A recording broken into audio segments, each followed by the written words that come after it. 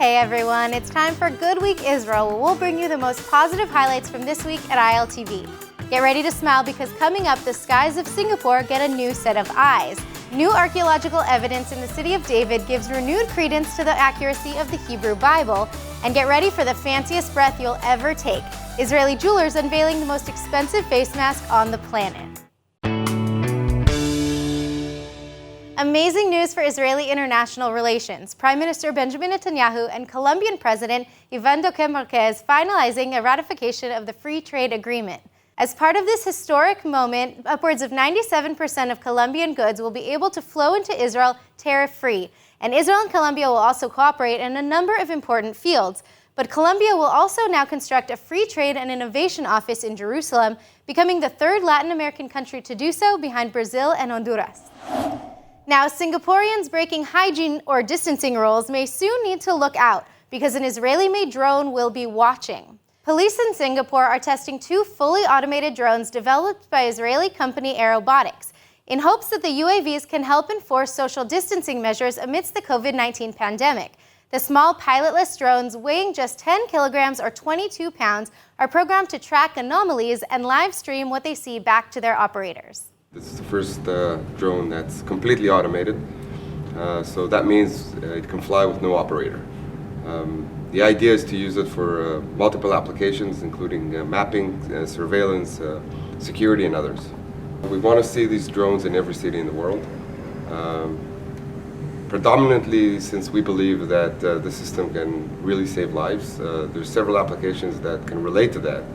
The simplest one is, if there's a fire somewhere in the city, and the drone would usually get there quicker than the fire truck. And being able to transmit video of the fire, of the location to the fire truck before it even gets there could really save lives. And that applies to additional emergency response applications. So we think and we believe that this technology will become common in every city around the world.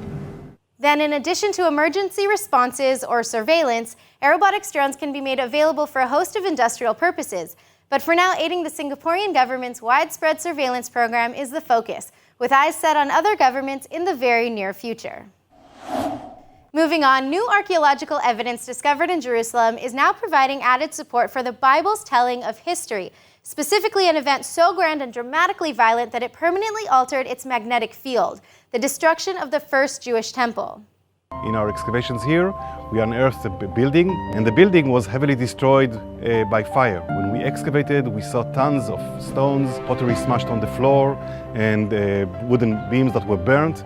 Everything is indicating a very violent destruction. Within the debris of the destruction, we saw fragments of floor of very high quality. Floor should be the last thing that we see. Everything should be lying on the floor. This monumental floor that was exposed here gave us the rare opportunity to reconstruct the magnetic field of the Earth at the 9th of Av, 586 BCE, since it contains magnetic minerals. Once this floor was heated to very high temperatures, they all aligned with the magnetic field of the Earth of the time.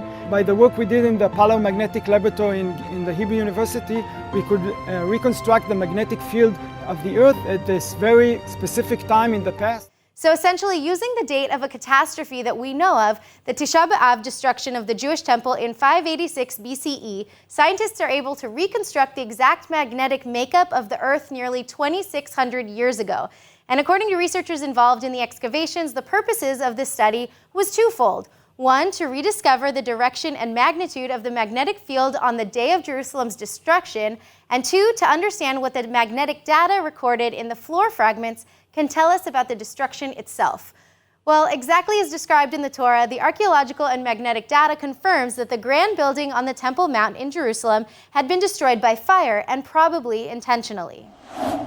All right, for this next story, prepare for your jaws to drop, because innovators around the world are doing everything they can to reduce costs of PPE amidst the pandemic. These Israelis, though, have a very different agenda. My name is Isaac Levy, owner and designer of the fine jewelry brand Ivel, based out of Jerusalem, Israel. And I am very happy and proud to lead this amazing project of COVID-19 mask, which is the most expensive mask in the world today. Made of 18-karat white gold and encrusted with 3,600 black and white diamonds, this face mask easily boasts the title of most expensive, and likely most ostentatious face mask on Earth. But more than just looks, this mask still comes fitted with N99 filtering protection, better than the standard N95s used for coronavirus today. It is a mask like any other mask, even more protective, just a little bit heavier and a little bit more expensive. Actually, just a bit more expensive, coming with a whopping $1.5 million price tag. But still, Ivel jewelry owner Isaac Levy justifies the cost, calling the golden PPE a work of art, and explaining that the buyer is one of the biggest art collectors in the world. Gentleman is a Chinese gentleman that we know from years ago. He lives in the United States. He's a young, old customer of ours. Very charming, very outgoing, very wealthy, and he likes to stand out. So I guess that's one of his ways of doing that. He lives in the United States, and he most probably is going to use it. I don't know. I don't think he's going to use it going to the supermarket, but he's going to use it here and there, I'm sure. Levy also points out that at least some of the income does trickle down to many who need it. At least 25 artisans working on the piece. We're very proud to be able to create such a mask that provides so much work to so many people that desperately need these jobs in these challenging times. To the layman, though, the artistry is mostly lost. Israelis on the street, for one, suggesting that just maybe the money could be better spent. I think it's a very expensive mask. I think instead to buy that mask, he could maybe invest into finding the cure to the coronavirus. But, you know, to the end of the day, his own money, so he's able to do whatever he wants. Who knows, maybe one day I can buy one for her. No, thank you. I don't want a mask that expensive. Next, ILTV went to Haifa to visit the only Japanese museum in all of the Middle East. Take a look. Today we're here in Haifa to visit the Tikotin Museum of Japanese Art. We're going to check out a cool kite exhibit and learn about the museum's founder, a man with a deep passion of Japanese art since he was a teen. The Tikotin Museum of Japanese Art was founded by Felix Tikotin back in 1960. Inspired by his dream of spreading Japanese art and culture, the museum features multiple exhibits for the Israeli public to enjoy. Open for just a few months, the Battle Kites exhibition features over 40 spectacular custom-made kites brought to Israel directly from Japan.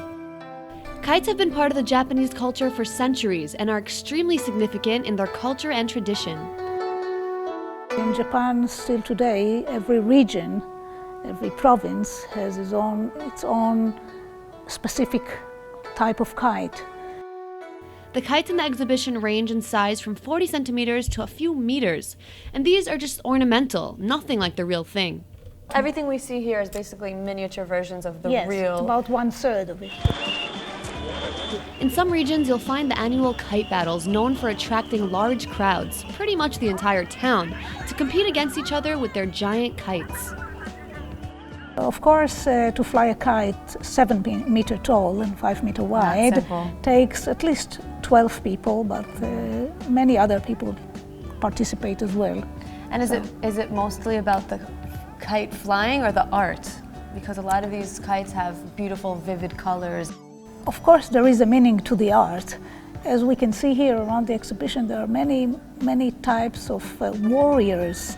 Of course, you wanted to have the most famous one, the successful one, because you want your kite to win the battle. Mm-hmm. And the red color, which is very dominant, considered to be good, to have a good sign to it.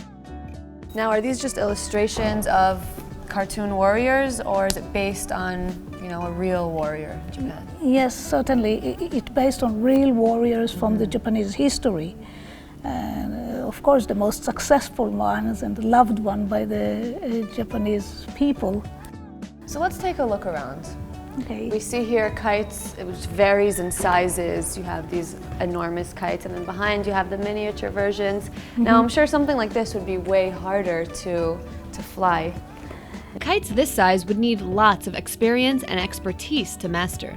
You can see here there are bridle lines, and they all have to be adjusted on the ground before you fly them. So you need a certain climate to fly these kites properly, right? It needs to be windy.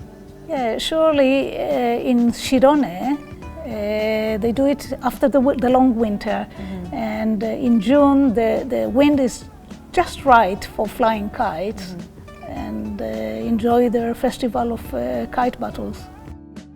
In the city of Shedone, they use 7-meter-long kites for their battles, something only a real kite master can fly gracefully. No, it doesn't look so easy to fly something like this, not at all. But what is it made out of? What kind of materials? It's made of Japanese paper, handmade Japanese paper, and bamboo rods, and it's all made by hand. Traditionally, the kite artists work with ink and brushes, although nowadays some use silkscreen or printing. Everything was created in Japan, including the paintings and the bamboo rods. But to assemble it is a different story. So Japanese artists traveled to Israel to assemble the kites so they can be displayed here at the museum? Yes, of course. The rest of the items in the museum are part of the Felix Tikotin's personal collection, including prints, ceramics, miniature figurines, and way more. He discovered his passion of Japanese art when he was a young boy, and in 1927 he opened his first gallery in Germany. So with the museum thriving and welcoming more and more visitors each year, his dream of sharing his passion for the art of Japan will continue to live on for years to come.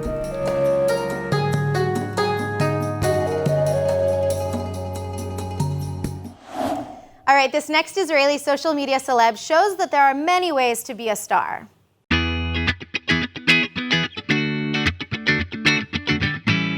My name is Noah. I'm 22 years old.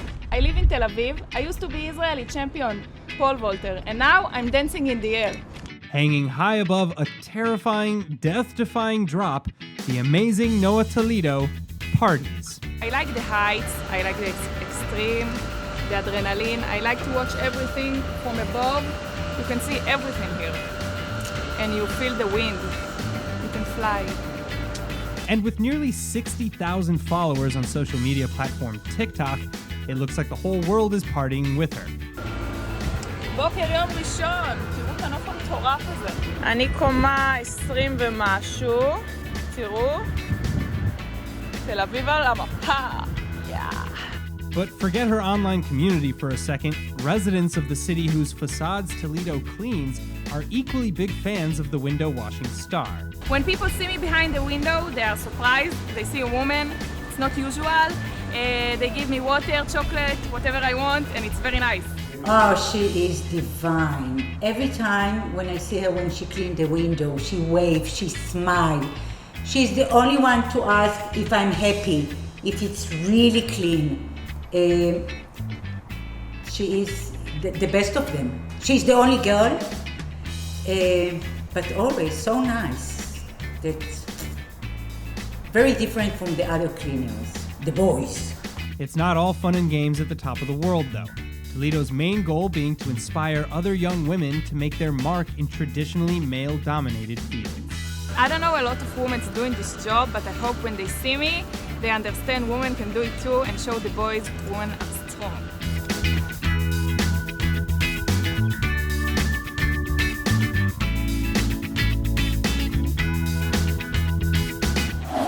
And for this next story, ILTV went all the way to Israel's most northern location in the Mediterranean coast to check out a restaurant ranked among the top 10 in northern Israel.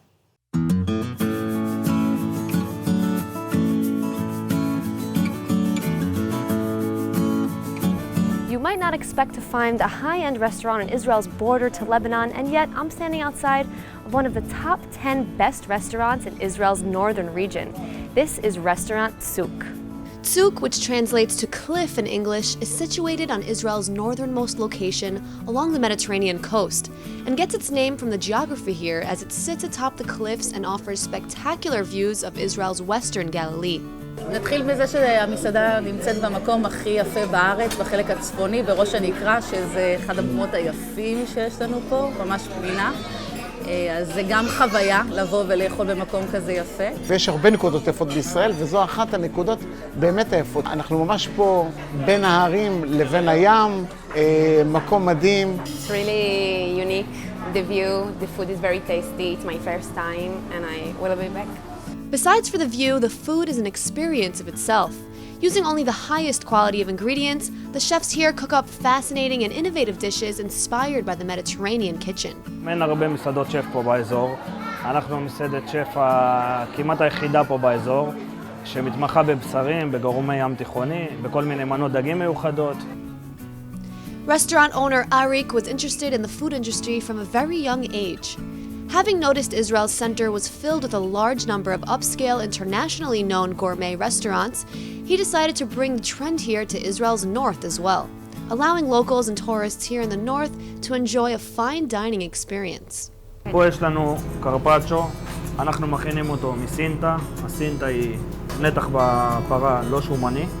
אנחנו נתחיל מטיפה מלח גס, נוסיף טיפה שמן זית מהגליל, נוסיף טיפה חומץ בלסמי, שום שעובר בישול ארוך בשמן, הוא נקרא קונפי שום, והמנה מוכנה. So it looks like the presentation on a lot of the dishes here at the restaurant is very important. חשוב לנו שהכל יהיה במקום, שהכל יהיה אסתטי ויפה ונקי, גם בטעמים זה עוזר, וגם באסתטיקה, בעין, יותר כיף לאכול את זה. You eat with your eyes and your tummy. The meals are made fresh every single day, such as the pasta, the gnocchi, and the bread. And whatever is left over is not served to customers the next day, but rather is given to the soldiers stationed at a base located right across from the restaurant. הם נהנים מארוחת שף, אנחנו נהנים מטריות, וככה כל יום. כאן יש לנו זיתים. Amazing, okay. ממרח עגבניות מיובשות. Olives, tomatoes, טחינה bread. צלק.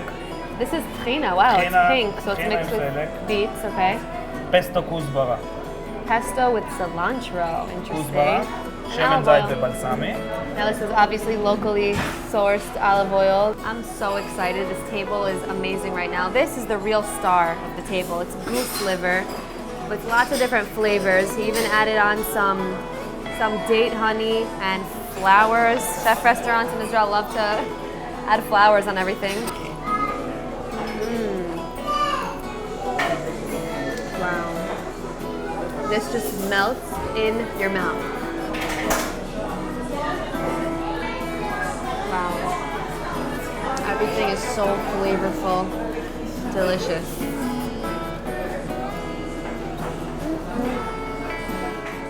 The drive up to the north was totally worth it. Right, Max? Best part of the day. Yeah, finally.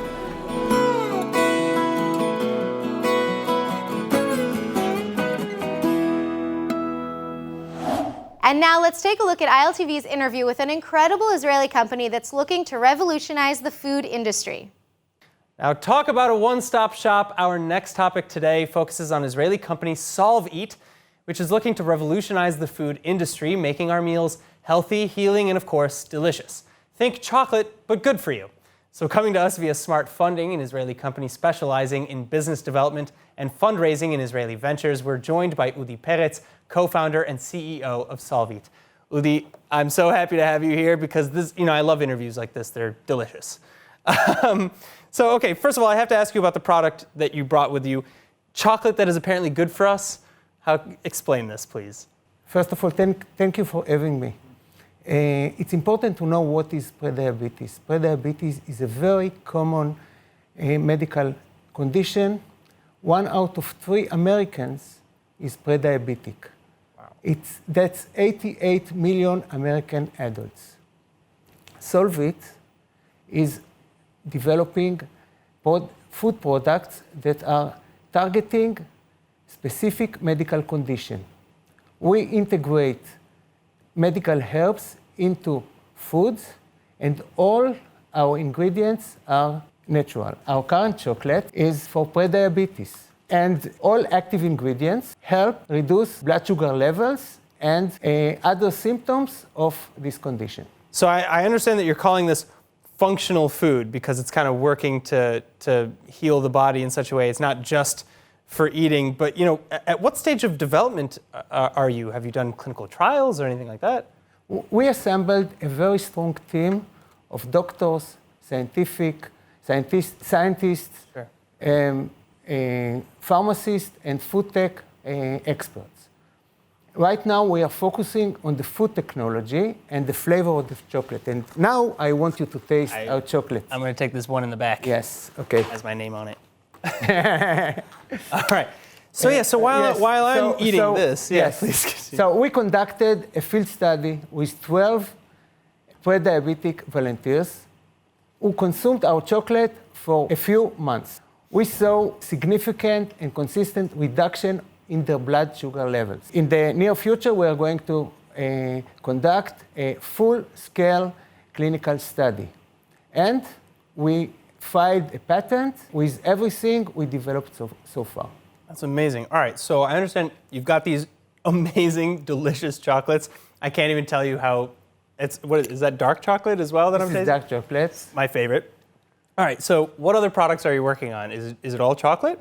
We talk about functional food, and functional food is a food that has added health benefits. But we are the next generation. We are targeting specific medical condition. If you are pre-diabetic and you can eat our food like our chocolate, you can keep eating the food you love. Our chocolate is our first product in a series of delicious products for pre-diabetes. Wow. Such as we are working on crackers, cookies, and bread. Wow. And if they're as good as this, I have very high hopes. Yeah, hopefully. Next, we are working on other products that have high impact medical condition, such as high blood pressure, high cholesterol, and so on. All the big ones, all the big killers. Yes. Really. All right. Well, I understand that the global functional food market. I understand it's $160 billion, which is massive, every year. So if viewers want to invest, and I highly suggested you because it's a delicious investment, go to www.smartfunding.co.il. Thank you so much, Udi. This was amazing. Thank you for having me. All right, that's it for today's Good Week Israel. I hope we've helped you start your week off with a smile. I'm Nittany Manson. I'll see you next week.